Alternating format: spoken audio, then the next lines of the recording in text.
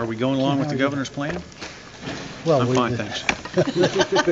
I think the governor talked and said that we've talked yesterday afternoon, late, and also this morning. And as I said to all of you, our objective was to listen to what the governor's plan, and then once we understood that, work with our caucus, with our leadership team to understand that thoroughly, and then be able to communicate back to the governor what we can support and what we couldn't support, and that's the process we're going through. Senator Grindell has already said the governor flip-flopped. Do you agree with that? Well, I'm not responsible for what Senator Grindell says, and Senator Grindell certainly has articulated yesterday on the floor our Constitution provides freedom of speech responsibilities, and nor does he speak for me. Would you consider what the governor is proposing a tax increase? Well, I think I need to really understand exactly and work through with our leadership team and then with our caucus exactly what his proposal is.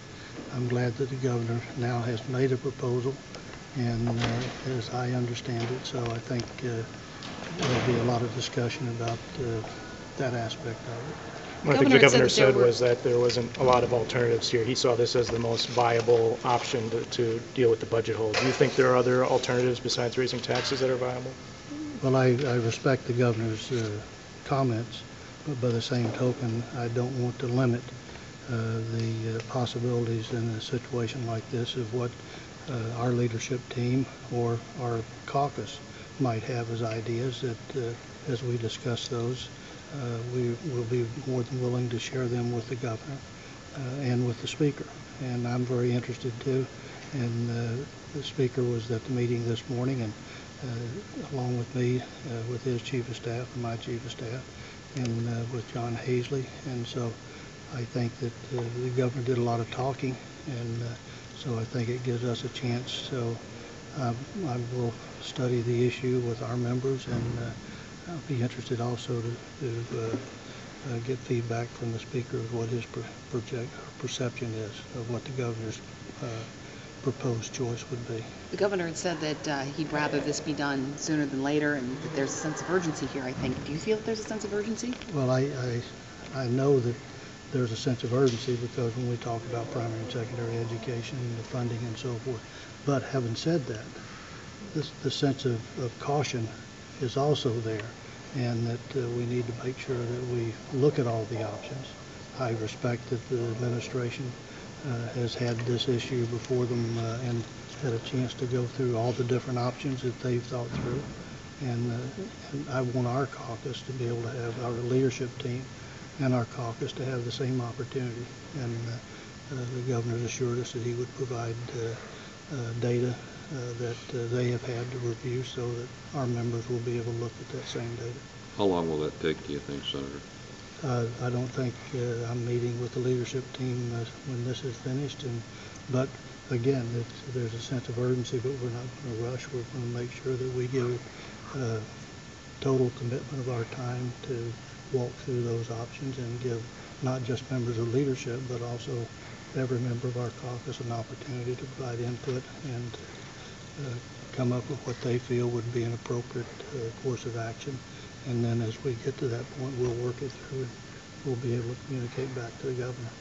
Do you think there are only these three options of raising the sales tax, doing this income tax rollback, or making these cuts to education? Well, I think those are three options that the governor identified, but I think there are other options, and as you can imagine, there'll be members are not bashful in coming forth with ideas that they have, and so and I don't want to limit. I think this is a time to listen to ideas, listen to proposals, and then as we do that, then test those to see are they workable and how would they work and what would be the impact.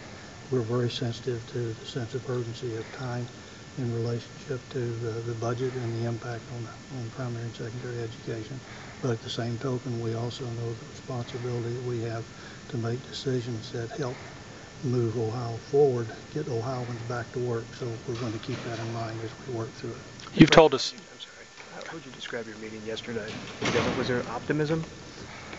I think it was a very straightforward meeting.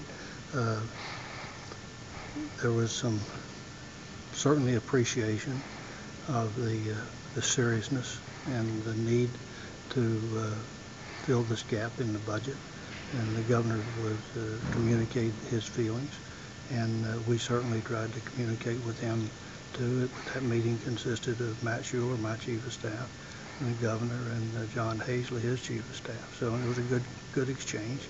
Certainly a sense of urgency that something needed to be done, but there needed to be time to look at the option. Now, remember, they'd had time to look at all these options and weigh the pros and cons, and I think pretty much came up with the same identification of the three primary areas that the governor mentioned in his press conference.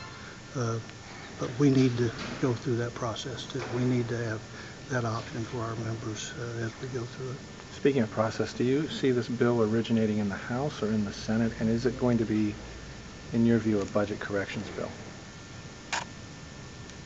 I don't think it's a budget corrections bill at all, and but I think it's a issue to address that shortfall in the education budget, and so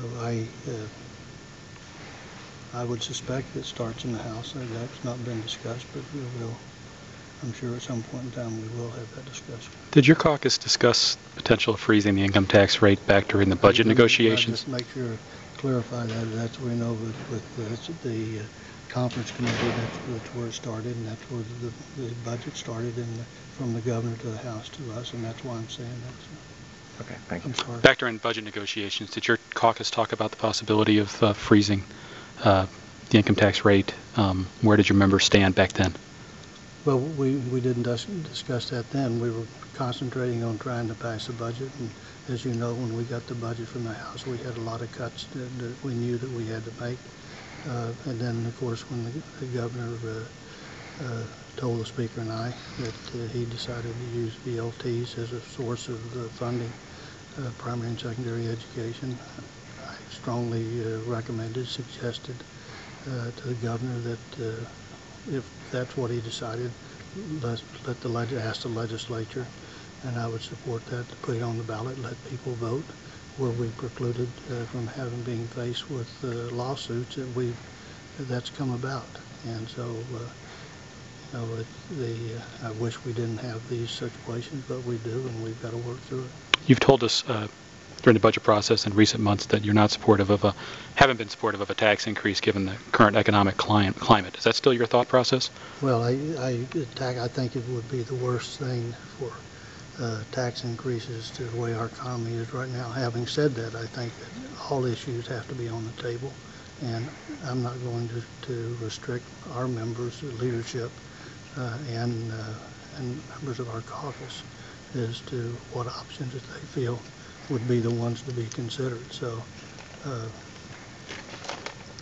sure that was one of the ones that the governor mentioned, and I would agree that you've got sales tax, you've got the income tax issue that's there. There's a number of different options to be considered. Did you may have addressed this before, but